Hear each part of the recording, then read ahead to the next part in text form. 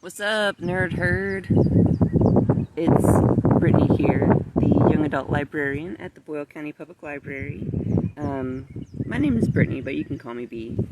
I think I'm gonna start going by B. I don't know, it just feels like it fits better.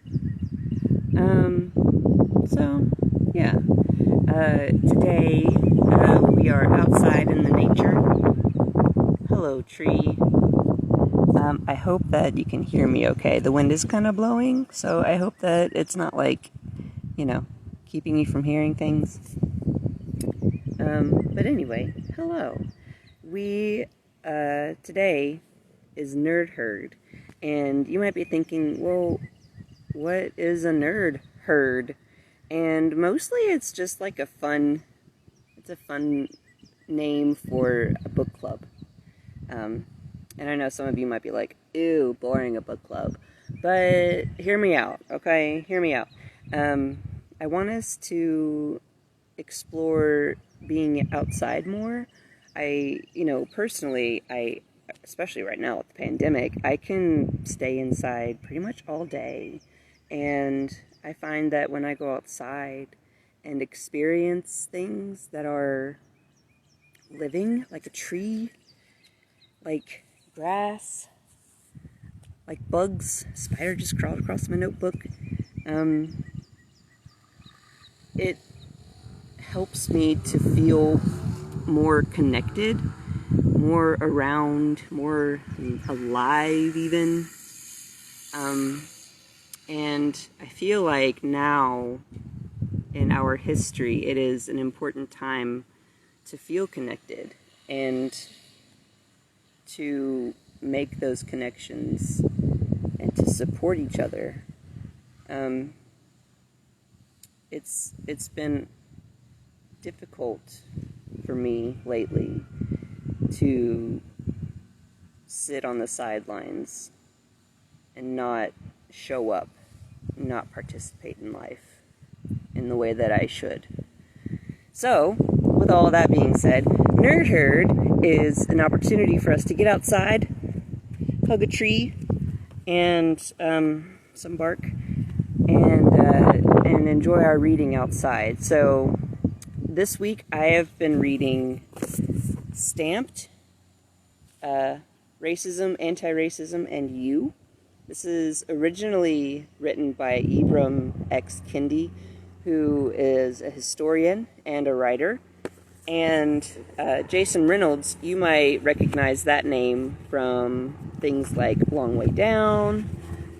He's written a couple of books for a younger audience. Ghost is one. He's also the National Ambassador for Young People right now, which is a really cool job where he gets to go around the country and the world, I think, even, and talk to kids about reading and encouraging kids to right now he's encouraging kids and young people to write their own story with his Grab the Mic initiative.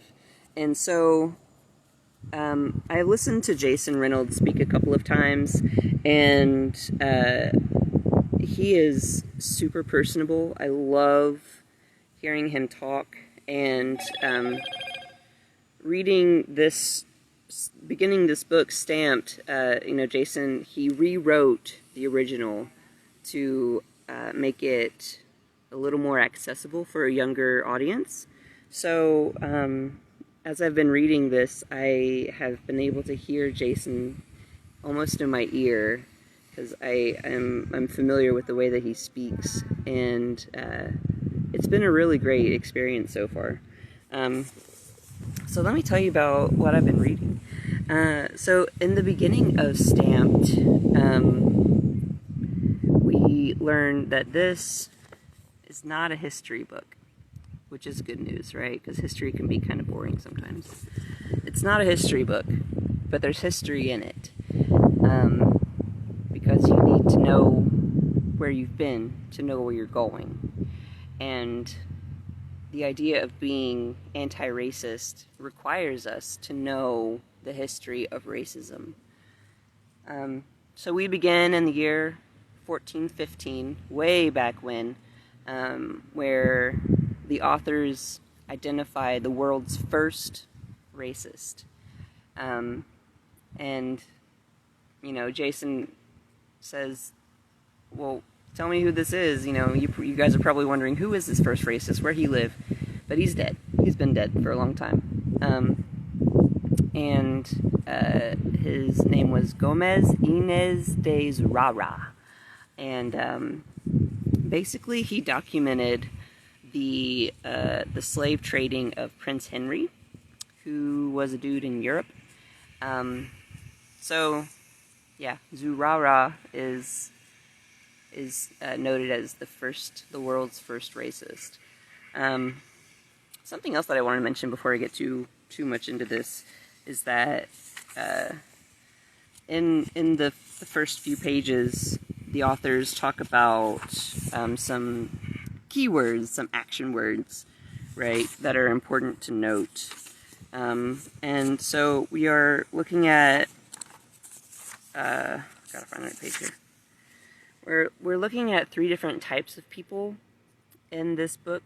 We're looking at segregationists, I'm reading, assimilationists, and anti-racists. So it's no longer acceptable to not be a racist, right? We have to be anti-racist. And anti-racist is a verb. It's not a descriptor, it's an action. So I wanted to read you a little bit from the opening pages of Stamped. There are serious definitions to these things: segregationists, assimilationists, and anti-racists. But I'm going to give you mine. So this is Jason speaking. Segregationists are haters, like real haters. People who hate you for not being like them. Assimilationists are people who like you, but only with quotation marks, right? They like you. Meaning they like you because you are like them. And then there are anti-racists. They love you because you are like you. But it's important to note, life can rarely be wrapped into single-word descriptions. It isn't neat and perfectly shaped. So sometimes, over the course of a lifetime, and even over the course of a day, people can take on and act out ideas represented by more than one of these 3 identities. Can be both and. Just keep that in mind as we explore these folks. So I thought this was a really, really good point to make, that, you know, there are segregationists who prefer separate. There are assimilationists who like you, but only if you are like them. And then there are anti-racists who can see otherness and honor it and respect it for what it is and its beauty and its contribution, right? So I love that Jason pointed that out at the very beginning. It was great. So, what else is there to say about what I've read so far? So we started out in Europe in the 1400s, and then we jumped ahead to the colonization of the Americas at first. And, you know, the heritage of slavery had already been created at this point when the Americas were beginning to be colonized. And so slaves were used as free labor and allowed plantation owners, farmers, these early Americans, before it was even America, to profit off of the work of other people. And it's just crazy. It's just crazy how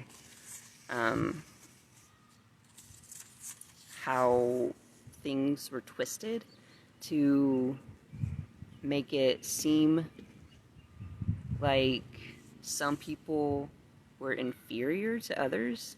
Like, it kind of blows my mind. And I'm going to try to find a couple of examples of that as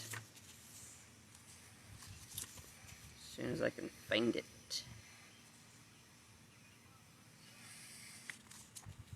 I really do like being in the nature. Here, watch a tree while I find my place.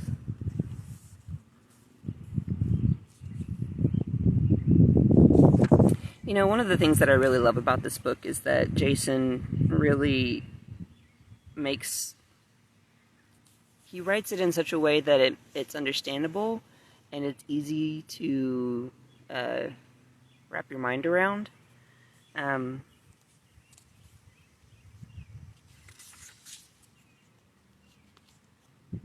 So for example, let's see if I can turn you around. Turn around. There you go. So for example, he, has these short definitions, and so this is an example of privilege, right? So here he's talking about an uprising and Native Americans in early America. And so these rules were put into place to essentially cause a clash between the classes. So, but also it, wielded power from between, people who are white and people who are black. Specifically Africans in this time.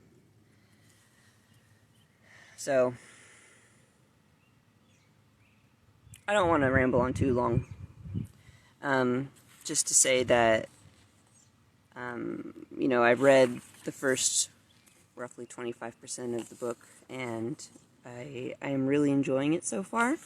I listened to something on a different social media platform earlier today that talked about, fully understanding the plight of someone to help, move us towards making it right.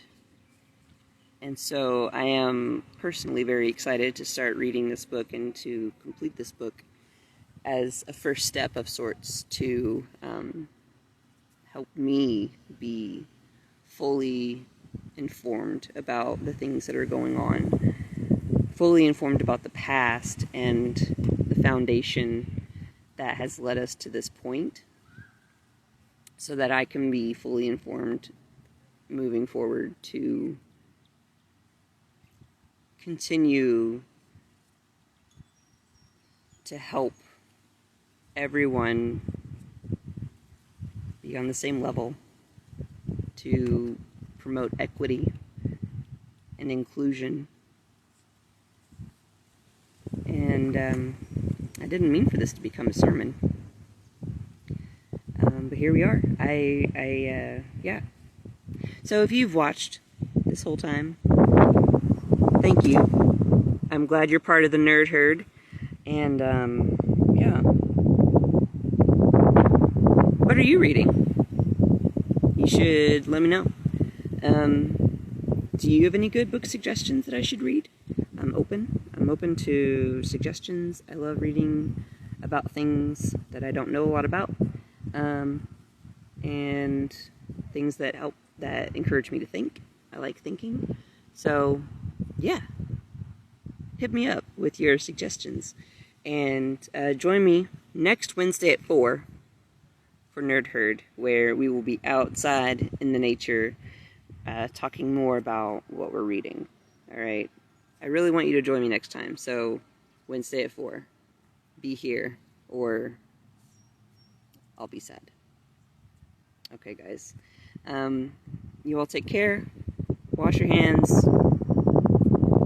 Be kind. Be kind.